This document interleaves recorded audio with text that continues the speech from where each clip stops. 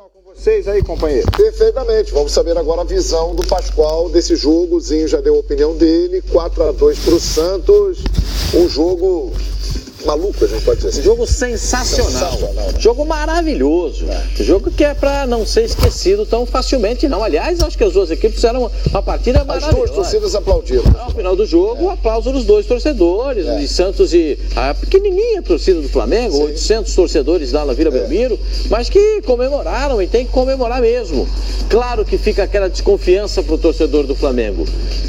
Vai até onde com esse time? Pois é, foi no limite hoje, né, Pascoal? Hoje foi no limite do limite, né?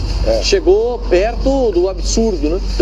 Porque é aquele negócio, o pênalti, se marca o pênalti, se não marca o pênalti, se o gol sai 5 minutos antes, se o árbitro dá um pouco mais de tempo para extensão na partida, o que poderia acontecer?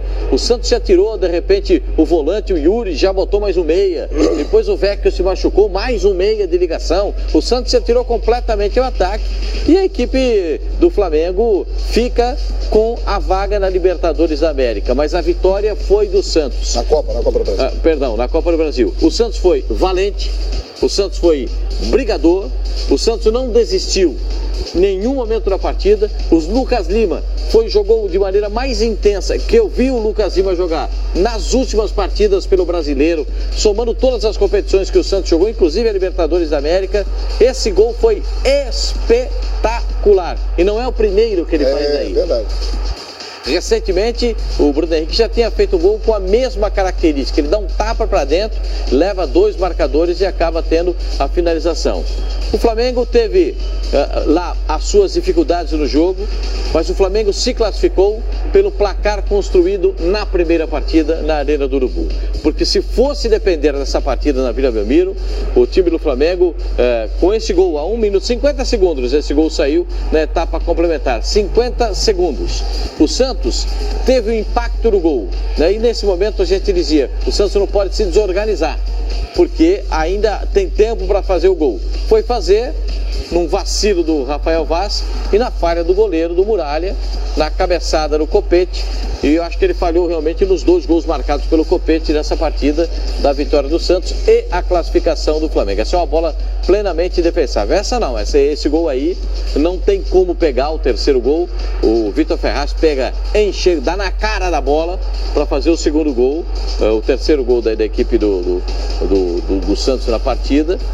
Mas acho que no outro gol também o goleiro do Flamengo acabou falhando. O Zé Ricardo tem que levantar a mão para o céu e agradecer, porque numa noite que o Flamengo foi infeliz do placar, mas foi feliz da composição dos resultados para a sua classificação à sequência da Copa do Brasil. Às vezes o treinador arrisca sem necessidade. Na minha visão, hoje ele arriscou sem necessidade. Trocou o goleiro, né? Botou o goleiro que era reserva e mostra para o menino que estava jogando como titular: olha, não me interesso por você, porque com a chegada do Diego Alves, nem segundo goleiro você será, porque eu vou botar o segundo goleiro para jogar uma partida mais importante, que é essa contra o Santos, que é o Muralha. Aí o Muralha faz isso aí que a gente está vendo nesse lance aí, né? Sai atrasado no gol e perde a possibilidade de segurar uma bola para o time. Bom, o Flamengo está classificado. Está classificado. Ótimo. Parabéns para o Flamengo pelo primeiro jogo, não pelo segundo. O Flamengo ficou devendo para a sua torcida, mas acho que dá para... Tem tempo, né, João? Tem tempo para se recuperar, tem tempo para montar aí uma nova estratégia, pensando na sequência da Copa do Brasil.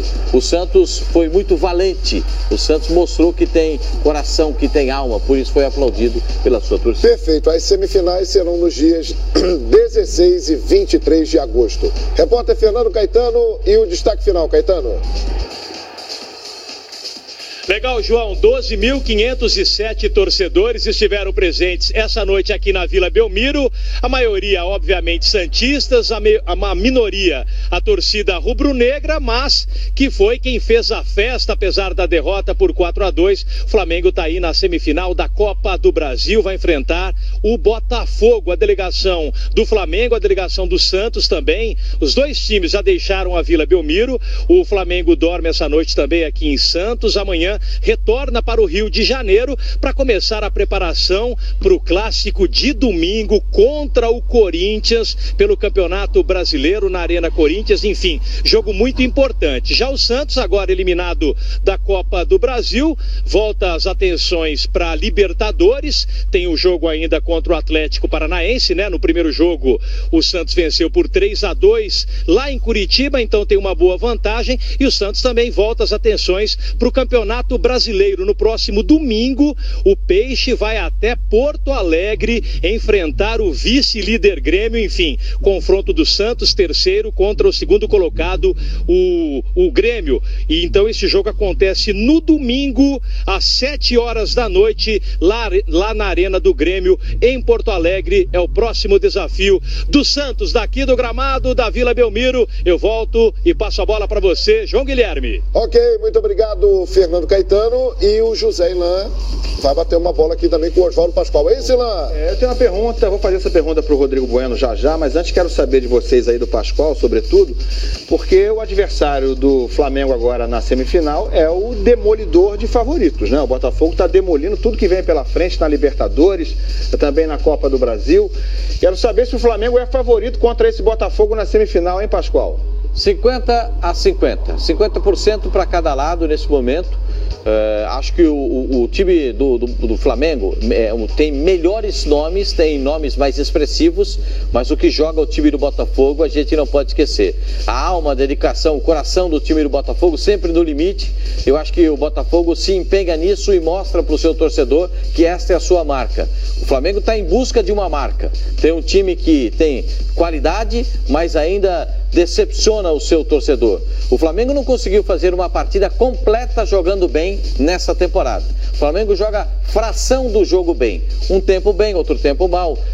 40 minutos bem, a outra parte mal. Joga 20 minutos bem e joga 70 minutos mal. Ganha partida, perde partida. Não mostrou para o seu torcedor ainda que tem realmente uma expressão dentro de campo, tem um time bem definido dentro do gramado. O Botafogo não. A gente sabe como é que joga o Botafogo, no padrão do Botafogo, por isso que eu acho 50-50 nesse momento entre as duas equipes. É isso aí. E eu assino embaixo, viu, Zé Ilan?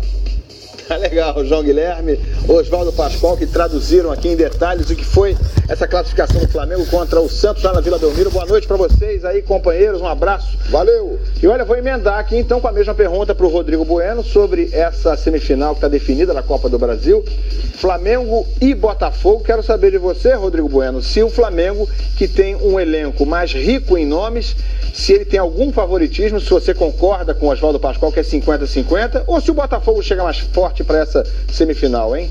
Isso que é muro, hein? 50-50, João, Pascoal, 50-50. Olha, eu acho que vai depender muito da campanha, da projeção do Botafogo na Libertadores. Porque o Botafogo tem uma missão especial nessa temporada, que é a Libertadores. O Botafogo avançando na competição pode eventualmente deixar um pouquinho ainda em segundo plano a Copa do Brasil. Embora seja uma semifinal contra o maior rival, vai ser difícil para o torcedor botafoguense ver o time tirando o pé, como fez no estadual. O Botafogo levou o Campeonato Carioca nessa temporada ali em banho-maria, né? Foi até onde podia, chegou na reta final ali meio, né, tirando o pé, e todo mundo entendeu. Dessa vez a situação é diferente. Até porque o Botafogo não tem o título da Copa do Brasil. O Botafogo ganhou a Taça Brasil nos anos 60, mas não tem a Copa do Brasil. Um dos poucos times grandes do país que não tem esse título. Então eu acho que é muito importante. Certamente a Aventura deve colocar, de alguma forma, um time muito competitivo para tentar chegar a essa decisão e ganhar esse título. São só 4 jogos para o Botafogo ganhar esse título inédito. Então me parece que vai ser um jogo especial. Se do outro lado tudo indica que a gente vai ter um jogo de gigantes da Copa do Brasil, né? O pentacampeão Grêmio deve se classificar para pegar o tetracampeão Cruzeiro. Desse lado a gente tem um clássico regional, clássico estadual, Flamengo e Botafogo, de um time acostumado a ganhar a Copa do Brasil. O Flamengo está em busca do tetra contra o Botafogo, que não tem esse título. Vai ser de fato um grande jogo. Elenco por elenco, o Flamengo é mais forte. Só que o time do Botafogo é mais confiável. O exterminador de campeões pode sim aprontar para cima do Flamengo, seu maior rival. Acredito num jogo espetacular, sensacional. Vamos dar uma olhada então como é que está esse confronto, como é que estão os confrontos para as semifinais da Copa do Brasil, faltando ainda um time ser definido. Dá uma olhada aí na tela. Botafogo e Flamengo vão se enfrentar de um lado e do outro vão estar Cruzeiro e um desses dois, Atlético Paranaense ou Grêmio. Lembrando que o Grêmio venceu a primeira partida em Porto Alegre 4-0 e o jogo da volta é amanhã em Curitiba, na casa do Atlético, que tem que pelo menos devolver os 4-0 para levar para os pênaltis. Ou, se o Grêmio fizer um gol fora de casa, o Atlético tem que vencer por 5 gols de diferença, convenhamos que é uma tarefa dificílima. Olha, vamos bater um papo agora com nossos companheiros que acompanharam a classificação do Cruzeiro, 1-1 entre a Raposa e o Palmeiras. Silva Júnior e Gustavo Ribeirão, boa noite para vocês, companheiros. Boa noite, Ilan. Boa noite, Rodrigo Bueno, amigos do Central Fox. Foi emocionante, né? Num placar agregado de 4-4, acabou dando o Cruzeiro. Primeiro jogo, dia 28 de junho.